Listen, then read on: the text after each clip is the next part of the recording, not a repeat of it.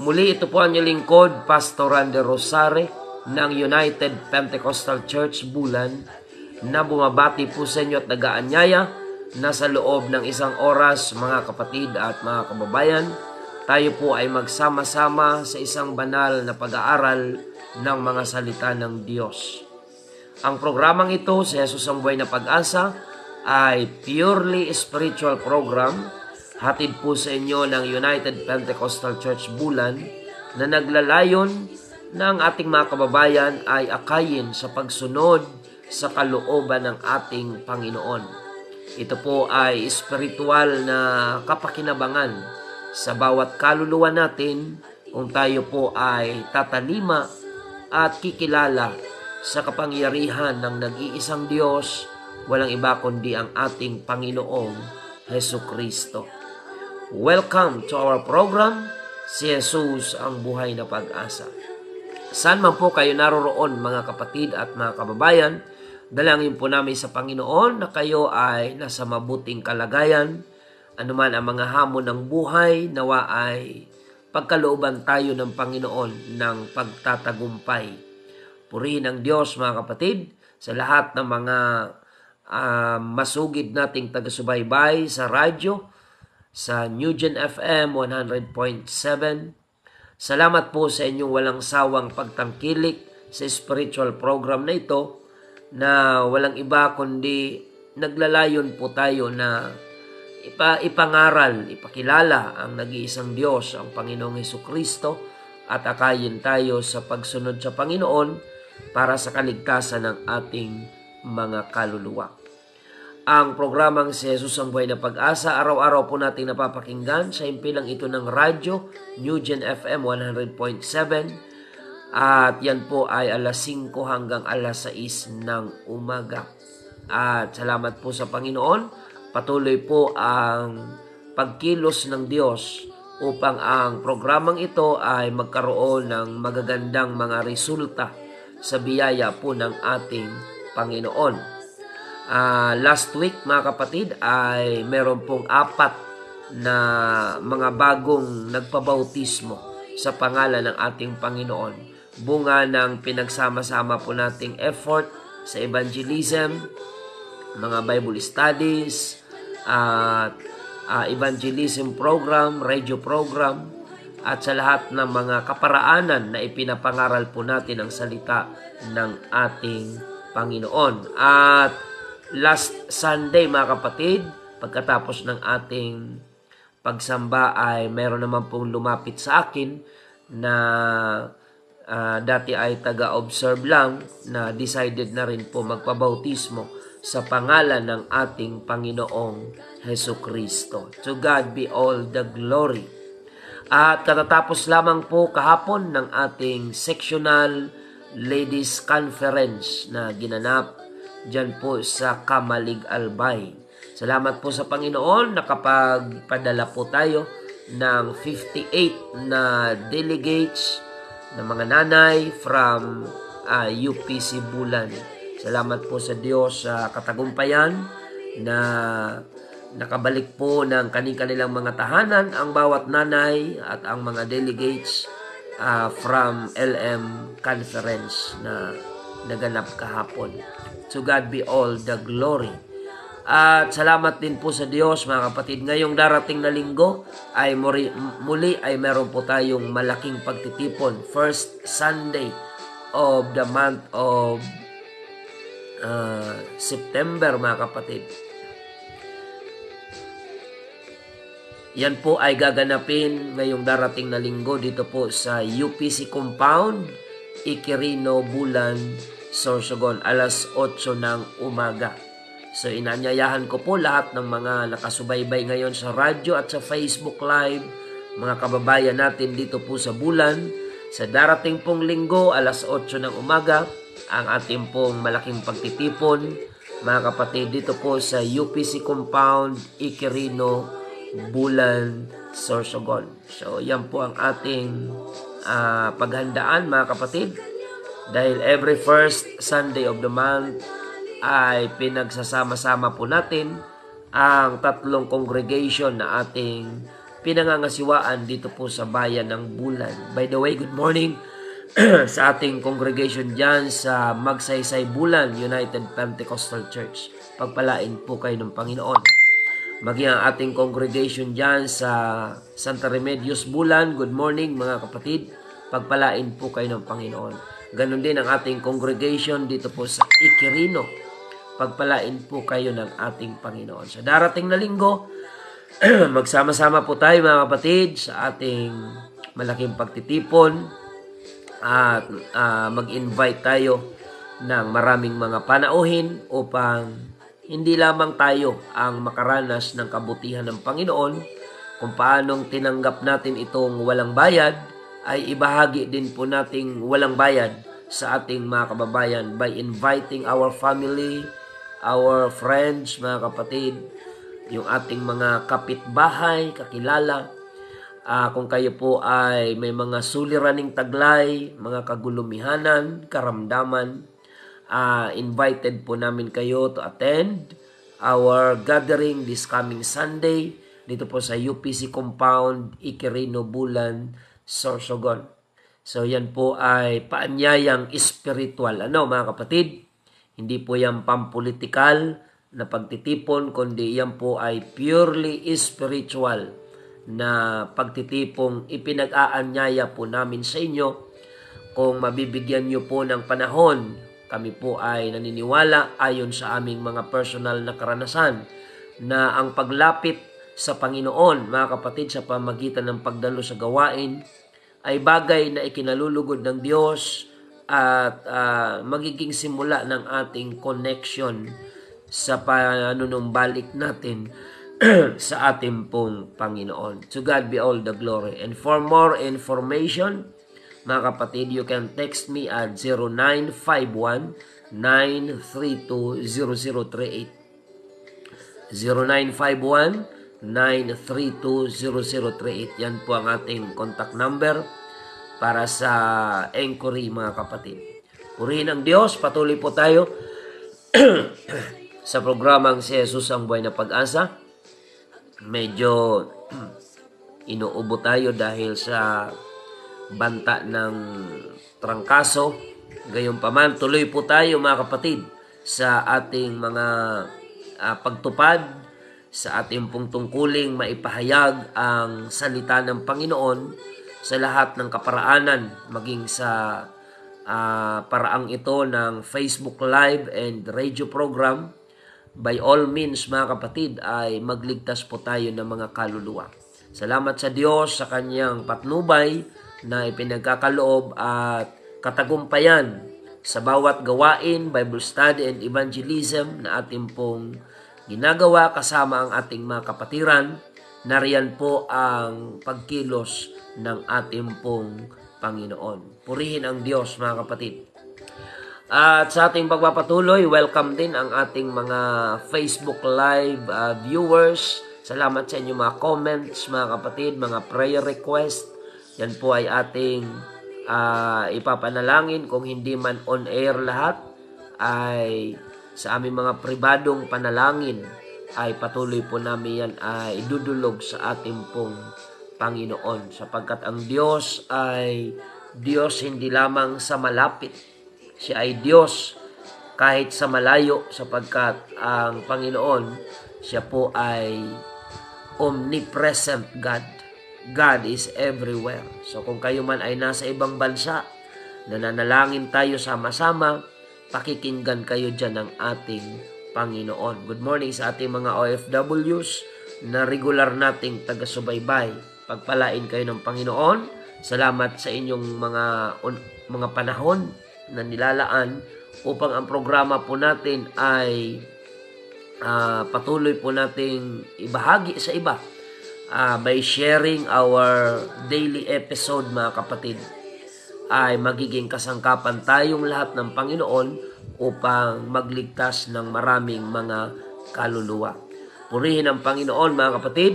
Good morning dyan sa ating mga kapatiran sa lugar po ng Barangay JP Laurel, Barangay Inararan, Zone 7, lahat po ng mga kapatid natin dyan, pagpalain kayo ng Panginoon. Maging dyan sa Barangay Utabi, mga kapatiran natin dyan, good morning. Dyan po sa Barangay, sa Bagong Silang, Sitio Bagong Silang.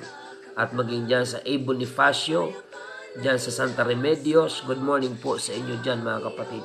At sa lahat ng mga barangay na meron tayong mga kapatiran, pagpalain po kayo ng Panginoon. At sa lahat ng mga sulok, mga liblib na lugar na naaabot ng signal ng New Gen FM, pagpalain po nawa kayo ng ating Panginoon. To God be all the glory.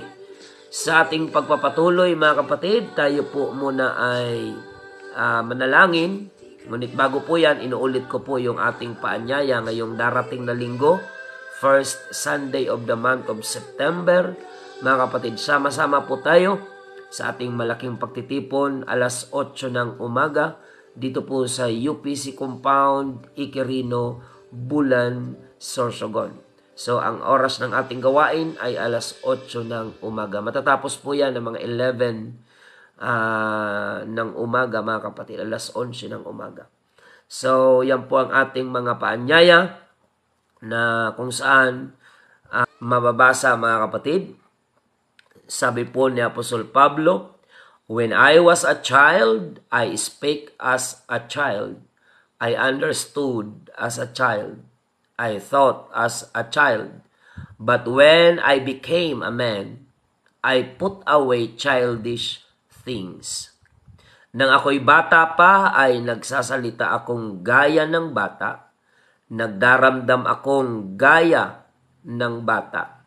Nag-iisip akong gaya ng bata.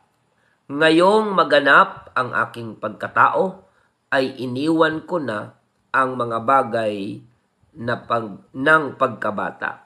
Pagpalain ng Panginoon ang kanyang banal na salita.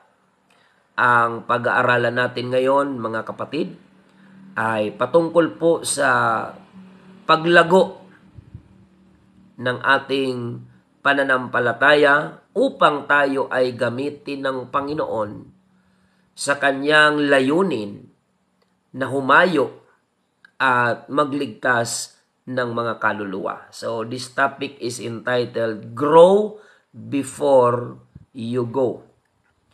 Lumago bago humayo. Hindi lahat ng humahayo ay nakaranas ng paglago. Ang yung effectiveness natin sa paghayo ay nakadepende sa kung paano muna tayo lumago sa pananampalataya, paglilingkod at pagsunod sa ating pong Panginoon. Tandaan natin, ang mga alagad ay sinanay sila ng Panginoon. They were trained by the Lord Jesus Christ 3 years, mga kapatid. Humigit kumulang 3 taon. Ang mga alagad ng Panginoon ay kanyang minentor, sinanay, na-train, mga kapatid, upang sa panahon na ang Panginoon ay hindi na nila kasama, lahat ng mga dapat nilang matutunan, malaman, at maisagawa ay lahat ng iyon ay makuha nila habang kasama nila ang ating Panginoon. Alam ng Panginoon na hindi habang panahon ay kasama siya ng mga alagad. At yun ay dahilan kung bakit sa 3 taon na yon na ministeryo ng Panginoon kasama ang mga alagad, yun po yung panahon ng training, panahon ng discipleship, panahon ng pagsasanay upang sa pagdating ng oras na hindi na nila physically kasama ang Panginoon, hindi sila mangangapa sapagkat alam na nila ang lahat ng dapat nilang gawin at dapat nilang sabihin sa kanilang misyon na magligtas ng mga kaluluwa. Our Lord Jesus Christ trained His apostles 3 years before He commanded them to go to all the world. So yan po mga kapatid ay nangyari habang nabubuhay pa ang Panginoong Hesukristo dito sa lupa sa kanyang pagkakatawang tao. Kasi ang ating pong pinaniniwalaan, si Jesus Christ ay Diyos na nagkatawang tao.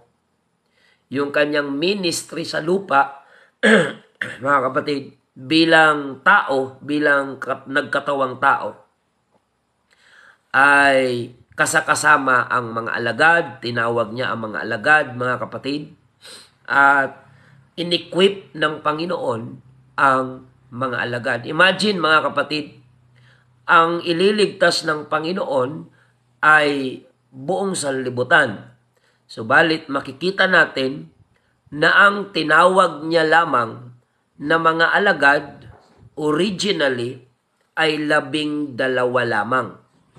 So, paanong mangyayari na yung 12 tao na tinawag ni Kristo ay maililigtas ang buong mundo?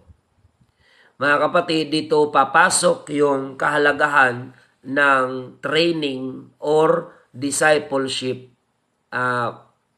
program, mga kapatid, na isinasagawa ng mga lingkod ng Panginoon, duplicating ourselves, mga kapatid, in the life of our brethren, upang kung paano kami ginamit ng Panginoon, ay ganon din gamitin ng Panginoon yung mga tao na tumugon sa tawag ng Diyos para sa kaligtasan. By the way, nagpapasalamat po tayo sa Panginoon sa mga araw na very hectic ang aking schedule, ay may mga kapatiran po tayo na bunga rin ng ating mga pagtuturo, discipleship and radio program na nakakaagapay na po natin sa pangangaral dito sa radyo. Yan. Salamat kay Sister Ellen Ritoma. Mga bunga na po yan sila ng ating radio program na ngayon ay nakakapag-program na din po sa mga araw na kailangan ng inyong lingkod na makapagpahinga. Dahil ang programa po natin sa radyo ay araw-araw, tuwing madaling araw, mga kapatid. Kaya medyo struggle po ito, lalo na kung puyat tayo sa gabi, sa dami ng mga isipin at gampanin. Kailangan mong gumising ng madaling araw to preach the gospel for the benefit of our viewers and listeners. So, it's not easy, mga kapatid, to maintain daily. Kagabi, from Legazpi ay dumating po kami ng alas 11 ng gabi, almost 10 or 10:30, approaching na sa 11. Mga kapatid, medyo pagod, nandyan yung puyat, subalit kailangan mong gumising ng madaling araw for our early morning program. Pero ginagawa natin ito with joy, mga kapatid. Sa mga araw na tayo ay nasa biyahe, mga kapatid, nariyan yung mga kapatiran na disciple, naturuan na. Yan, si Father Jerry Boy Mostoles, bunga po yan ng radio program na ngayon ay nagiging kaagapay na po natin, katuwang sa paghayo sa pangangaral ng salita ng Panginoon. Sina Brother Angelo, Brother Raymar, sina Pastor Alfred, mga kapatid, dumating po yan sa UPC Bulan. Si Pastor Alfred ay second year high school. Mga kapatid, ngayon po ay pastor na sa United Pentecostal Church Matnog, Sorsogon. So, yung ating sarili bilang mga ngaral ay dinoduplicate natin sa buhay ng mga kapatid na may puso at may desire na magpagamit sa Panginoon, na handang lumago dahil gustong humayo at magpagamit sa Panginoon. Kaya yung title natin, Grow before you go. Yung go dito ay yung paghayo na inutos ng Panginoon sa Matthew chapter 28 verse 19, na dahil dito, sabi ng Panginoon, humayo kayo, gawin yung alagad ang lahat ng bansa. Mga kapatid, balik tayo doon sa aking binanggit kanina. How come na ang buong mundo ang gustong iligtas ng Panginoon, pero ang tinawag niya lamang originally na mga alagad ay 12 at nabawasan pa nga po ng isa sapagkat si Judas ay nahulog pa sa tukso at sa pagkakasala. So 11 na lang, mga kapatid. Paanong maililigtas ng 11 na tao yung buong mundo, mga kapatid? Ngayon ay makikita natin na iilang bansa na lamang ang hindi pa na sasaturate ng gospel of Jesus Christ. Mga kapatid, yung vision ng Panginoon, kayang iligtas ng 12 na tinawag niyang mga alagad, yung buong sanlibutan. Kaya itong 12 na ito ay tinutukan ng Panginoon.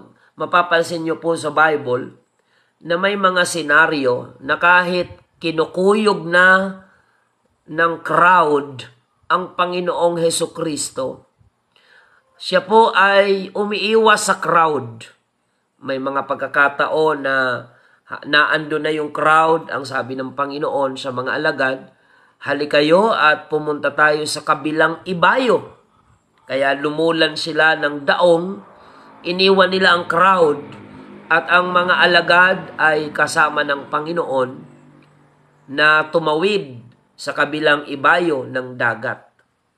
Mga kapatid, mapapansin natin na ang prioritize ng Panginoon sa kanyang 3 years na ministry is not the crowd, but the 12 disciples, training them to observe everything, mga kapatid, about the kingdom of God, about the ministry, mga kapatid. Sapagkat alam ng Panginoon na very limited lang ang kanyang panahong makakasama ang mga alagad. Kaya sinamantala ito ng Panginoon, He trained them, mga kapatid, He trained them well. Sinasama ng Panginoon, kagaya nung panahon sila ay nasa laot, habang sila ay nakasakay sa daong, ay pinahintulot ng Panginoon na magkaroon ng bagyo, habang siya ay natutulog doon sa likuran ng daong.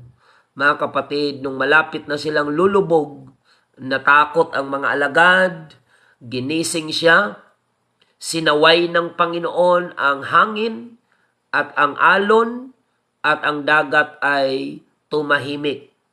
At sa punto na yon, mga kapatid, nasaksihan ng mga alagad na ang kasama pala nila na si Jesus Christ ay may kapangyarihan na utusan ang alon at ang bagyo upang tumahimik. So, yun po ay paraan ng Panginoon to show what He can do to His people. Na sa panahon ng mga emergency, panganib, ika nga, mga kapatid, you can call upon the name of our Lord Jesus Christ and He will answer you. And sometimes, mga kapatid, the Lord allows difficulties in our lives for us to witness what the Lord can do. Through His power and His word, mga kapatid, ay ma-witness natin that there is nothing impossible with God. For the very first time sa buhay ng mga disciples, they witnessed, mga kapatid, yung dagat na umaalimpuyo at ang alon, mga kapatid, ay inutusan ng Panginoong Hesukristo at na-witness nila na sinusunod si Jesus Christ ng alon at ng karagatan. So yan po ay pampatibay sa kanilang pananampalataya. Once na na-witness mo ang isang miraculous act, mga kapatid, event, ay mai-enhance, mabubost yung iyong pananampalataya. Na-witness din ng mga alagad na si Jesus Christ ay lumalakad sa ibabaw ng tubig. Ang lahat ng mga pangyayari na kasama ng Panginoon ang mga alagad ay part of discipleship, mga kapatid. Ini-impart ng Panginoon kung ano ang dapat na matanggap na karunungan, karanasan ng mga alagad, sapagkat alam ng Panginoon na hindi lahat ng panahon ay kasama siya ng mga alagad physically. Mga kapatid, purihin ang Panginoon. Kaya ang bawat mananampalataya ni Kristo na nagnanais magpagamit upang humayo at magdala ng ebanghelyo, ito yung dapat nating ipaprioritize. 2 Peter chapter 3 verse 18, but grow in grace and in the knowledge of our Lord Jesus, of our Lord and Savior Jesus Christ. To Him be glory both now and forever. Amen. Datapwat magsilago kayo. Ayan, tamang-tama po ito. Marami tayong mga bagong baptized, mga kapatid. Ang dapat na i-desire ng mga newly baptized in the kingdom of God is to grow in grace and in the knowledge of our Lord Jesus Christ. Datapwat magsilago kayo sa biyaya at sa pagkakakilala sa ating Panginoon at tagapagligtas na si Hesus Kristo. Sumakanya nawa ang kaluwalhatian ngayon at magpakailanman. Amen. So hindi pwedeng humayo yung wala pang karanasan o kaalaman sa salita ng ating Panginoon, mga kapatid. Kagaya po ng sinasabi ng 1 Peter chapter 2 verse 2, as newborn babes, desire the sincere milk of the word, that ye may grow thereby. Gaya ng mga sanggol na bagong panganak, ay nasain ninyo ang gatas na walang daya, na ukol sa Espiritu, upang sa pamamagitan nito'y magsilago kayo sa ikaliligtas. Mga kapatid, pansinin natin, yung paglago pala, para saan daw ang paglago?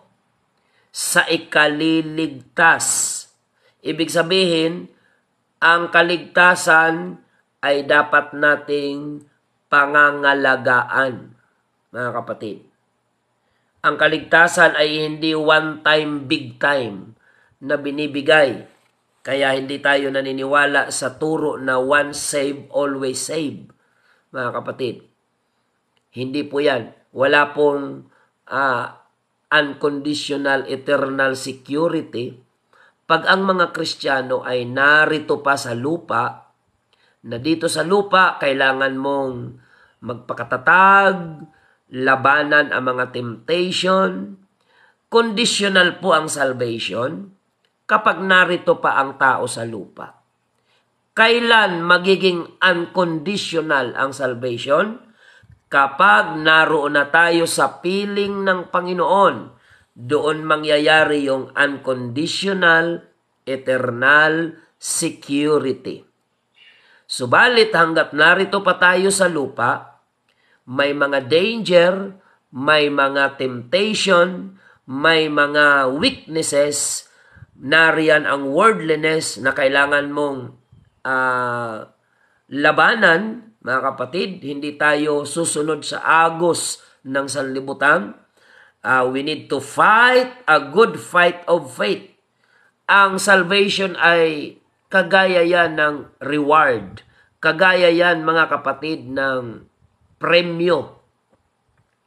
Mga kapatid, na hindi ka bibigyan ng gantimpala na hindi mo tinapos ang iyong pakikipag laban.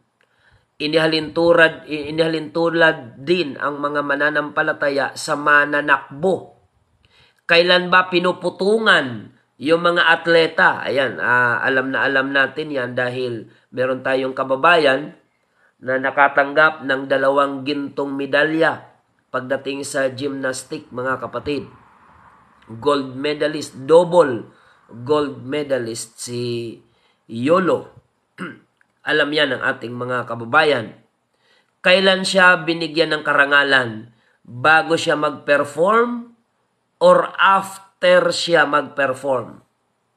Bilang atleta, wala siyang tatanggaping karangalan before ng kanyang performance.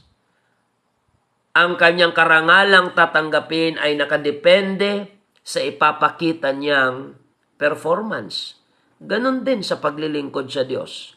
Oo, ang kaligtasan ay biyaya ng Panginoon. Ngunit paano mo pinapahalagahan ang biyaya na yan? Paano mo iniingatan ang biyaya na yan na kaligtasan? Mga kapatid, may kinalaman yan sa iyong kinabukasan. May kinalaman yan sa iyong pagtamo ng buhay na walang hanggan. Kaya sabi dito sa mga nasa kaharian na ng Panginoon, mga kapatid, gaya ng mga sanggol na bagong panganak ay nasain ninyo ang gatas na walang daya na ukol sa espiritu upang sa pamamagitan nito'y magsilago kayo saan? Sa ikaliligtas. Ayan. So, posible pala na yung hindi lumalago, hindi maliligtas. Kasi ang sabi dyan, para lumago daw kayo sa ikaliligtas. So, ibig sabihin, pag hindi tayo lumago, may epekto ito sa ating kaligtasan. Purihin ang Panginoon, mga kapatid. Ano po itong gatas na walang daya na dapat nasain ng mga sanggol? Ang tinutukoy dito, yung mga bago sa church, mga bagong baptized, mga kapatid. Hindi pa yan pwedeng humayo. Kailangan nila munang lumago. And in order for them to grow, they need someone to take care of their soul. Kaya nga meron tayong mga small group, may mga cell group, Bible studies, evangelism, mga kapatid, or yung mga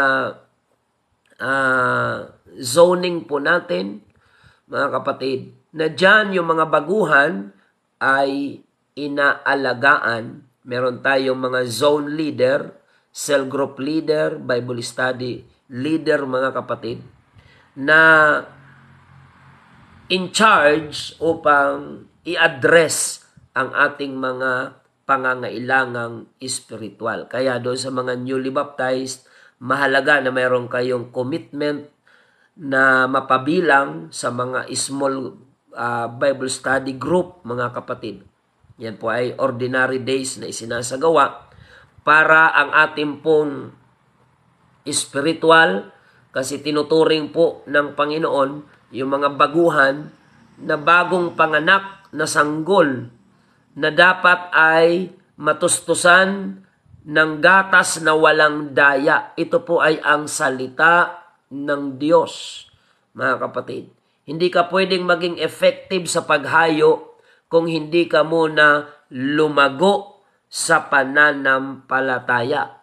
Kasi ang paghayo, trabaho po yan mga kapatid. Mahirap na gampanin. Na ang makakagawa lang yan ay yung mga lumago na muna sa pananampalataya. Hindi ka pwedeng patrabahuin kung ikaw ay bagong panganak na sanggol.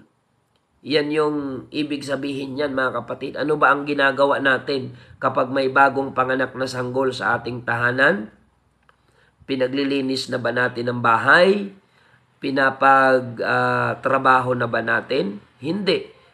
Ang bagong panganak na sanggol ay nakafocus sa kanya ang atensyon ng lahat ng mga adult upang siya ay alagaan, palakihin, na malusog, mga kapatid. Ganon din sa church. yung mga dati ng kapatiran, matatagal na, ay magiging katuwang sila ng pastor upang alagaan hanggang lumago yung mga bagong panganak sa kaharian ng ating Panginoon. Kaya ang payo natin doon sa mga baguhan, i-desire nyo ang mga salita ng Diyos. Read your Bible. Naalala ko nung kami ay nasa Sunday school sa panahon ng mga ng kabataan, merong awit na read your Bible and pray every day. And you will grow, grow, grow. Praise God. So, i-desire natin. You can memorize verses from the Word of God to encourage your faith. Mga kapatid, mag-memorize tayo ng mga talata na nagsasabing si Kristo ay tunay na Diyos. Mag-memorize tayo ng mga talata na si Kristo ang nag-iisang Diyos. Nasa Bible yan, mga kapatid. Upang anumang aral sa paligid ang ating marinig. Halimbawa, may narinig kang nangangaral na nagsasabing si Kristo ay hindi Diyos, tao lamang. Abay, kaya mo siyang i-process sa iyong isipan na hindi ka maaapektuhan o hindi ka matatangay sapagkat ikaw ay rooted sa katotohanan that Jesus Christ is true God. Hindi lamang siya tao. Oo, siya ay nagkatawang tao, pero hindi siya tao lamang sapagkat siya ay Diyos na nagkatawang tao. So, i-desire natin yung mga salitang ikalalago ng ating panampalataya. At upang lumago ang isang baguhang Kristiyano, kailangan siya ay teachable. Kailangan siya ay submissive. Mga kapatid, nagpapaturo at nakikinig. Nagpapasakop at kumikilala sa halaga ng tinatawag na authority inside the church. Yung pagpapasakop. Isa yan sa mga palatandaan ng paglago sa pananampalataya. Yung marunong kang magpasakop na kahit hindi nasunod yung personal mong gusto, alang-alang sa kalooban ng Panginoon, you are willing to submit or even to give up what you want for the sake of the will of God, mga kapatid. Kaya si Jesus Christ, nagpakita siya ng example ng prinsipyo ng mga taong lumalago sa panampalataya. Nung siya ay maramdaman niyang siya ay malapit ng hulihin, ang Panginoon ay nanalangin sa Gethsemane na nagsasabi, Ama, kung maaari ay lumagpas sa akin ang sarong ito. Ang tinutukoy niya ay yung papalapit na niyang kamatayan. Ngunit ang sabi niya, ganun pa man, huwag ang nais ko, kundi ang nais mo. Not my will, but your will be done. Tayo ay may mga kanya-kanya tayong kaloobang makatao. Isa sa mga palatandaan na lumalago na ang iyong pagiging Kristiyano ay yung handa ka nang i-give up ang iyong personal na gusto. Kung ang pag-uusapan ay ang kalooban ng Panginoon. Not your will, not your personal interest, not your will, but the Lord's will must be done. Purihin ang Panginoon. So kaya sa mga baguhan, i-desire natin ang salita ng Diyos. I-digest natin as our spiritual food yung Word of God. Sabi ng Panginoon sa Mateo 4:4, Man shall not live by bread alone, but by every word that proceedeth out of the mouth of God. Hindi tayo nabubuhay sa tinapay lamang or material things alone. No, mga kapatid. The Word of God is our spiritual food, daily spiritual food, in order for our spiritual journey to survive habang tayo ay nasa wicked generation, mga kapatid. Kaya, maging si Apostol Pablo, mga kapatid, nagdesisyon siyang lumago, mga kapatid. At sa paglago, natural na may mga i-give up tayo. Sabi ng apostol na si Pablo sa text na binasa natin, "When I was a child, I spake as a child. I understood as a child. I thought as a child. But when I became a man, I put away childish things." Ayan. Pagbaguhan ka pang Kristiyano, ikaw ay bata pa sa pananampalataya, isa sa mga indikasyon ng pagiging childish ay yung pagiging self-centered. Ang bata, di ba, gusto niya lahat ng tao nasa kanya lang ang pansin. Ang bata ay papansin. Pero pag matanda na, hindi magandang ugali yung papansin, mga kapatid. Bida-bida. Pag bata pa, natutuwa tayo sa mga bata na pabida, papansin. Pero pag matanda na, mga kapatid, na-irritate na tayo. Kaya nga, pag may nakikita tayong mga politiko na malayo pa ang election, ay papansin na, na-irritate yung damdamin natin. Sa aking pagdadrive, ang dami kong nakikita mga tarpaulin na mga tao na hindi mo maintindihan. Walang eleksyon pero may kampanya, may campaign, tarpaulin, mga kapatid. Lahat na lang ng okasyon ay may pagbati, happy birthday, happy undas, kung ano-ano pa, maligayang paglalakbay, mga kapatid. Kung ano-ano lang, mga kapatid, ang mensahe nila na ang pinaka-purpose nila ay ibalandra ang kanilang mga mukha sa tarpaulin, sa mga highway, mga kapatid. Yan po ay indikasyon ng pagiging self-centered, mga kapatid. At sabi ni Pablo, "When I became a man, I put away childish things."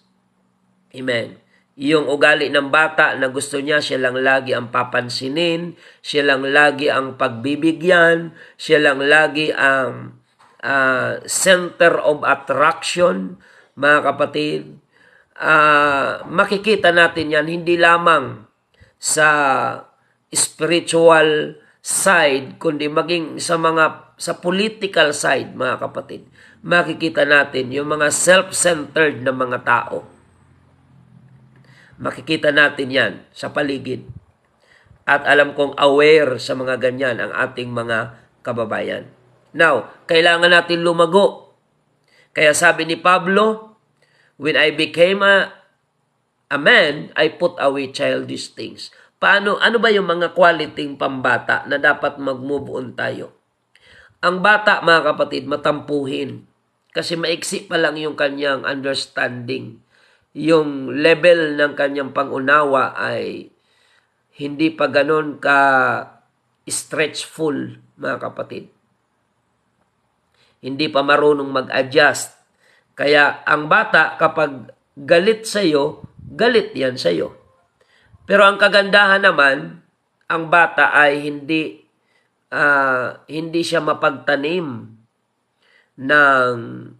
ng puot at galit. Maliban na lang kung nasulsulan ng magulang na may maling breeding, mga kapatid.